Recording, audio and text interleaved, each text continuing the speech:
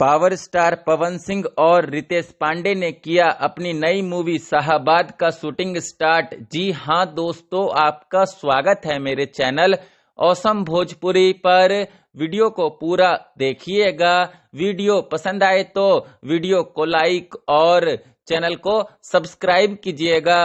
दोस्तों, आज power star Pawan Singh और रितेश पांडे ने अपनी नई मूवी शाहाबाद का शुभ मुहूर्त किया और आज से दोस्तों पवन सिंह और रितेश पांडे अपनी इस नई मूवी की शूटिंग स्टार्ट करने वाले हैं लखनऊ में। दोस्तों, इस फिल्म के प्रोड्यूसर निशांत उज्ज्वल है, जबकि इस फिल्म को प्रेमांशु सिंह डायरेक्ट कर रहे हैं और इस फिल्म के राइटर धीरज ठाकुर है।